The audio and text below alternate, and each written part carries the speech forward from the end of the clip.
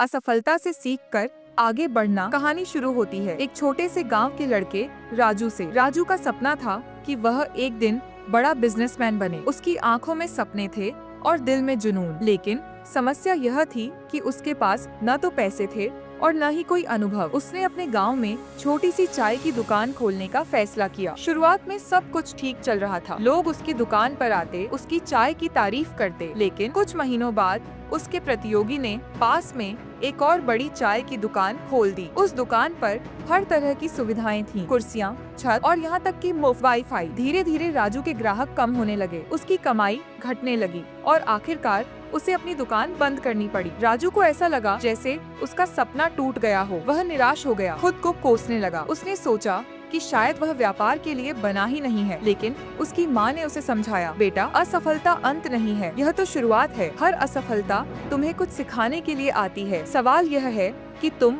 उससे क्या सीखते हो। राजू ने अपनी असफलता पर विचार किया। उसने महसूस किया कि उसने अपनी दुकान को केवल चाय तक सीमित रखा था। उसने ग्राहकों की जरूरतों को समझने की कोशिश नहीं की थी। सोचा, अगर मैं ग्राहकों की जरूरतों को समझूं और उनके लिए कुछ नया करूं, तो शायद मैं फिर से कोशिश कर सकता हूं। कुछ महीनों तक उसने अलग अलग चाय की दुकानों पर काम किया और सीखा कि कैसे ग्राहक संतुष्टि पर ध्यान देना चाहिए। उसने देखा कि लोग सिर्फ चाय पीने नहीं आते, वे एक अच्छी जगह और अनुभव की भी तलाश में होते हैं।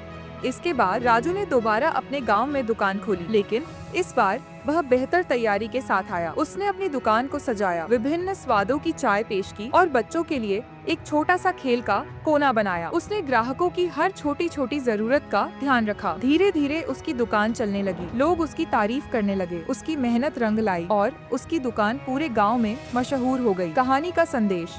राजू की कहानी हमें सिखाती है कि असफलता जीवन का अंत नहीं, बल्कि एक सीखने का अवसर है। हर बार जब हम गिरते हैं, हमें अपनी गलतियों से सीखकर और भी मजबूत बनकर उठना चाहिए। असफलता से डरो मत, उसे गले लगाओ। हर असफलता तुम्हें उस मुकाम तक पहुंचने में मदद करती है जहां तुम जाना चाहते हो।